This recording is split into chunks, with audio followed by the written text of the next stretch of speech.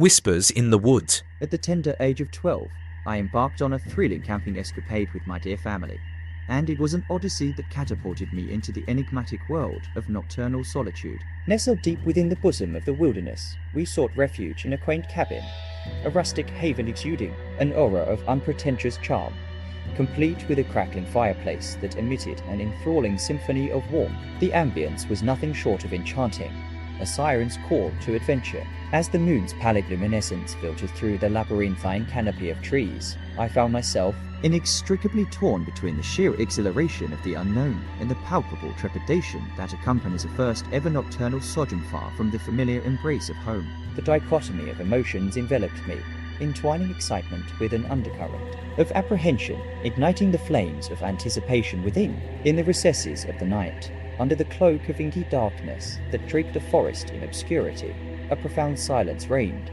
punctuated only by the harmonious, somnolent lullaby of my family's gentle snores, serenading me to a state of near-awakened slumber. I lay nestled in my bunk, my gaze directed upwards, fixated upon the rustic wooden ceiling overhead, an intricate tapestry of dreams and uncertainties. It was in that liminal space between wakefulness and sleep that I first heard the ethereal whisper haunting, melodic invocation of my name, Emily. My heart, a capricious metronome, quickened its cadence, and I found myself abruptly upright, ensconced in my bed, ensnared in a web of apprehension. The voice, paradoxically familiar yet eerily alien, held me in thrall, a spectral spectre of the night.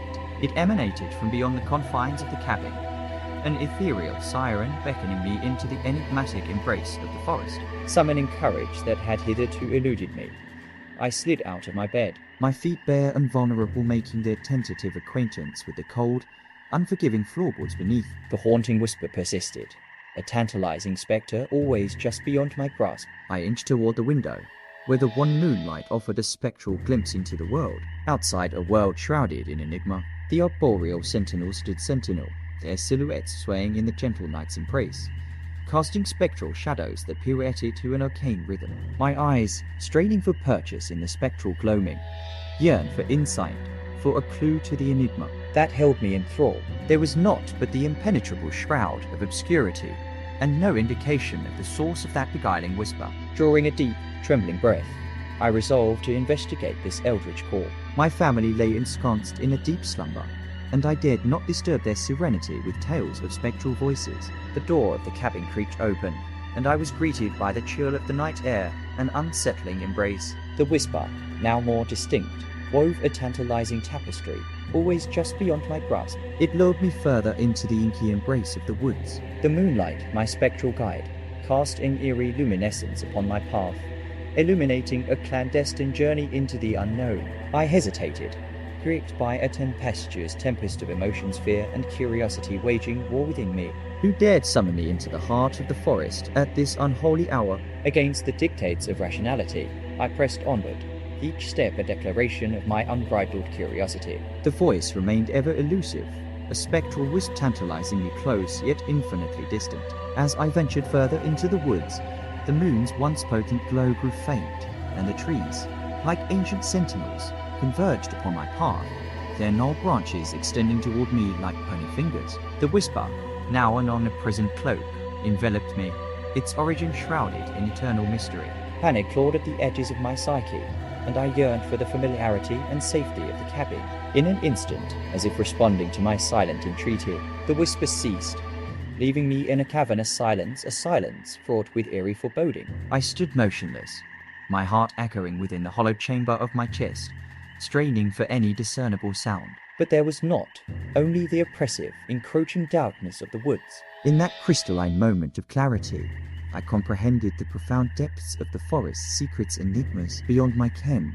A solitary girl lost amidst their tangled embrace. Tremors racked my body as I retraced my steps, guided by the distant moonlight, praying that the voice that had whispered my name would remain a phantom, a spectre of the night, and not follow me into the realm of the living. Unbeknownst to me, that fateful night marked the genesis of a series of chilling encounters that would inexorably alter the course of my existence. A journey into the spectral unknown that defied reason and beckoned me ever deeper into the enigmatic heart of the forest. The memory of that haunting whisper, though it had faded to the background during the daylight hours of our camping trip, continued to linger in the depths of my consciousness like a spectral spectre biding its time. I longed for the comfort of our home, where the world made sense, and where the encroaching darkness held no sway over my sense of reality. As weeks turned into months, I attempted to regain a sense of normalcy, enveloping myself in the embrace of school and the comforting routine of daily life. Yet, the memory of that eerie night,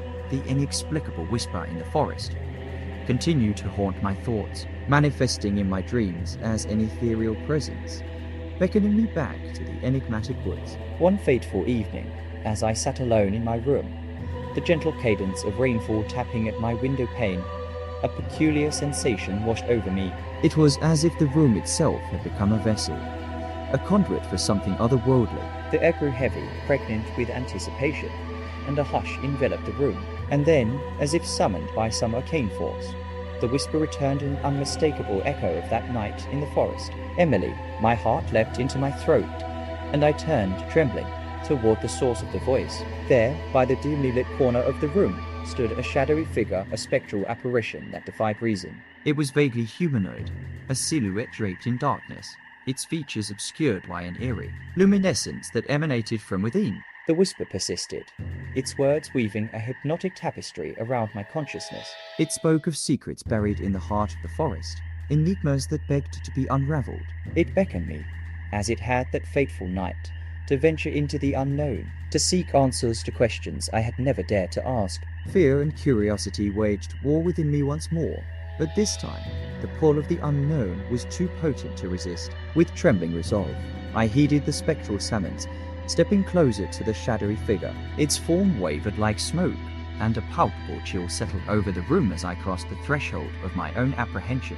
The figure led me through the corridors of my home, through doors that opened into a surreal labyrinth of darkness and memory. Each step felt like a descent into the depths of the enigmatic, a journey into a realm where the boundaries between the living and the spectral blurred. As we reached the final door, a portal that seemed to exist at the intersection of reality and the ethereal, the figure turned to me. Its spectral gaze, though devoid of physical eyes, bore into the depths of my soul.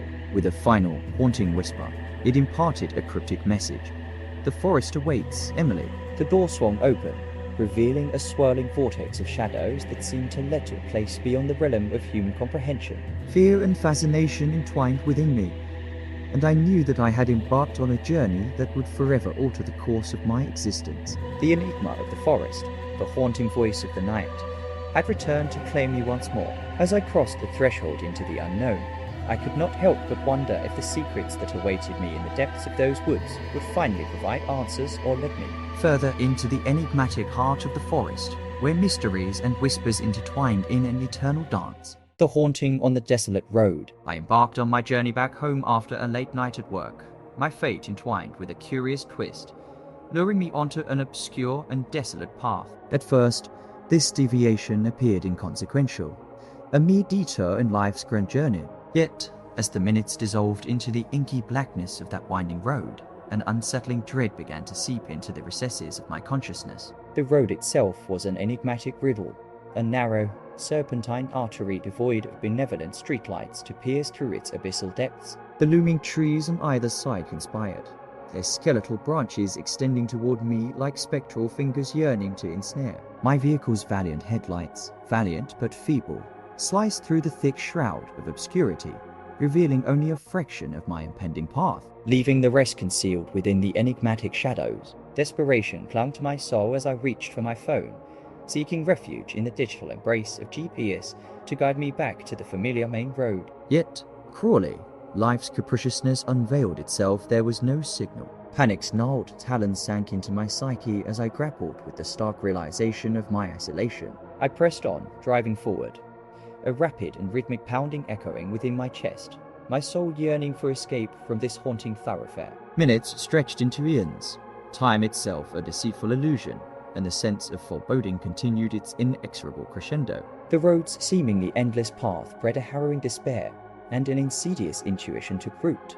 I was not alone. An omnipresent, watchful gaze seemed to cast a shadow over my every move, an unseen spectre lurking just beyond the frail confines of my headlights. And then, A distant glimmer pierced the oppressive darkness like a faint glimmer of hope. A time-worn, diminutive sign, battered by the unforgiving elements, bore the ominous words "Dead End."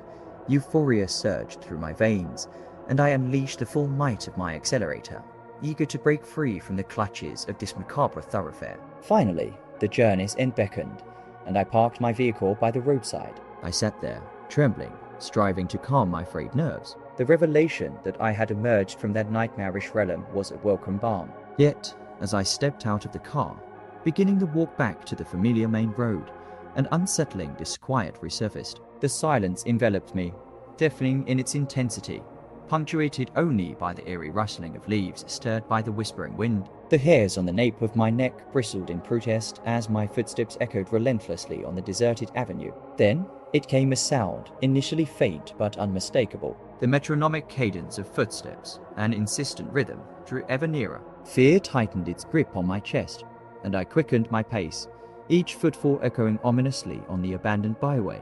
The sounds behind me grew louder, ominously closer. Now, undeniably audible, the footsteps heralded an inexorable advance. Panic seized me, and I broke into a frenzied sprint, my heart an unceasing drumbeat of terror. I did not glance back, for I understood that something eldritch and concealed within the shadows pursued my every step. The relentless, malevolent footfalls closed the distance, their presence an insidious shroud. I sprinted, driven by primal instinct, each laboured breath a testament to the impending menace. The radiant glow of the main road loomed ahead, and I redoubled my efforts, my sinews aflame with exhaustion. Upon breaching the threshold of the main road, I dared not stop. I continued my frenetic flight until I reached the nearest domicile, where I pounded on the door, desperately invoking salvation. The homeowner summoned the authorities, and my inexplicable narrative spilled from my lips like fragments of a surreal dream. A search of that desolate and Stygian route yielded no traces of a pursuing entity. To this day, I remain unable to elucidate the enigma that unfolded on that road, or the spectre, human or otherwise, that trailed my steps. One thing, however, remains indubitable. I shall forever shun the treacherous path of wrong turns, especially when they led to forlorn and malevolent roads such as that one. In the wake of that harrowing night, an unrelenting sensation of surveillance clung to me like a cursed shadow. Sleep eluded me, haunted by the memory of those foreboding footsteps echoing on the forsaken thoroughfare. It was as though the darkness of that night had etched itself deep within the recesses of my mind. Attempting to maintain my daily routines became an uphill battle, as an insidious disquiet clung to my existence like an inescapable curse. Nocturnal journeys behind the wheel were forsaken, replaced by the sanctuary of my dwelling. The streets, once familiar, had metamorphosed into eerie realms, emanating an unsettling aura infused with an imperceptible but undeniable undercurrent of dread. Desperation compelled me to confide in a select few, a futile quest for a semblance of rational understanding. Some speculated that the culprit might be a wild creature or a lost traveler. Yet, an instinct within me apprehended a more disconcerting truth. As time passed, weeks bleeding into months, the suffocating grip of my disquiet gradually loosened. Doubt regarding my own sanity crept into my mind. Was it a product of fatigue and my overactive imagination? Such an explanation was tempting, but the spectral memory of those relentless footfalls continued to send shivers of dread through my very core. One evening, while perusing the local news, an article seized my attention with a relentless hold.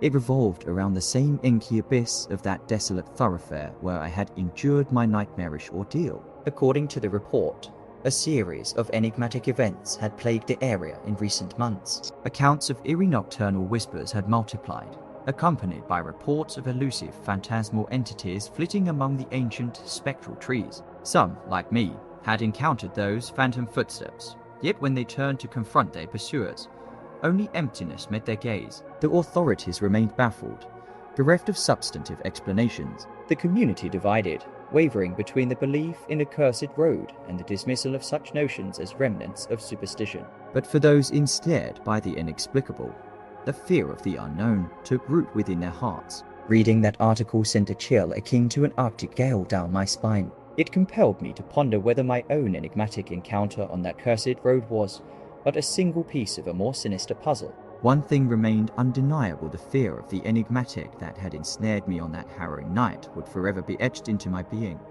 a chilling testament to the unsettling truth that certain mysteries are best left uncharted. The abandoned hospital. Amidst the shadowy pages of my nocturnal occupation, I found myself stationed as the guardian of an ancient, forsaken hospital. This desolate structure had languished in solitude for an eternity, its very essence shrouded in spectral whispers and tales of the ethereal. Initially, this role seemed nothing more than a means to bolster my dwindling finances, a pecuniary pursuit. Yet, as the relentless sands of time flowed, an unsettling revelation began to take hold, a disconcerting awareness that the hospital concealed secrets, mysteries that transcended the boundaries of reason. Located on the periphery of civilization, this colossal, decaying bastion stood as a monument to decay, its facade a tableau of crumbling brickwork and fractured windows. Time had metamorphosed it from a sanctuary of healing into a sepulchre of desolation. Its corridors lay barren, its chambers empty, and the atmosphere resonated with the lingering aura of abandonment. Ethereal legends had reached my ears, whispered secrets handed down by those who had previously guarded these hallowed yet unhallowed halls. They spoke in hushed tones of enigmatic nocturnal phenomena, the eerie echoes reverberating in vacant corridors, spectral shadows that moved with an eerie autonomy, and the perpetual sensation of being watched by unseen eyes. On my first night, I attempted to dismiss these accounts as the product of overactive imaginations and the macabre ambience that clung to the derelict hospital. I commenced my rounds, considering my role as a mundane occupation. Yet, as the hours of the night unfolded like a somber tapestry, a prevailing sense of solitude, or perhaps disquiet, enveloped me. Every creak of the ancient structure, every mournful sigh of the nocturnal winds, sent shivers coursing down my spine. It was as though the hospital itself bore witness to the myriad sufferings and trials that had occurred within its walls, leaving behind a spectral residue upon its very foundation.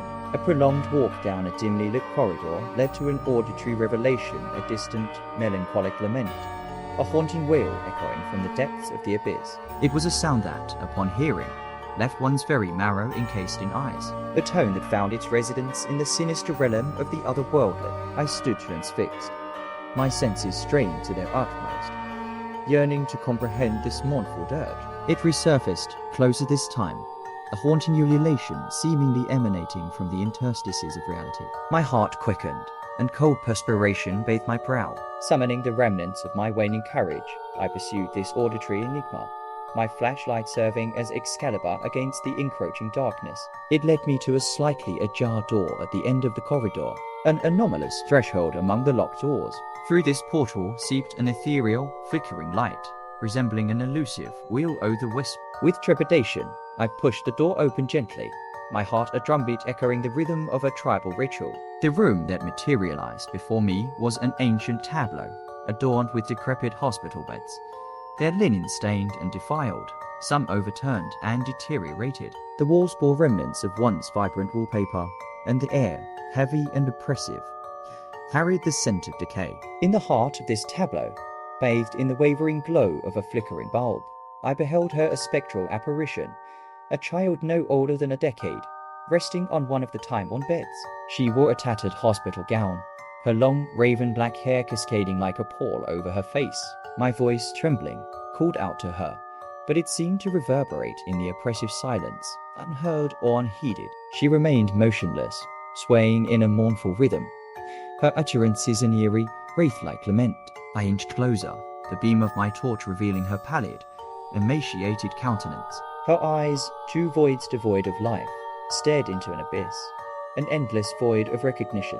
She seemed trapped in the tendrils of a somnambulistic nightmare, her escape an impossible endeavor, and I, a mere mortal, grappled with the anguish of helplessness. As I drew nearer, a frigid breeze swept through the room, plunging the temperature into a sudden cold. The young girl's ebony locks lifted, and for a brief, terrifying moment, her visage was unveiled. Her pupils were endless chasms, her mouth agape in an aberrant tableau of torment.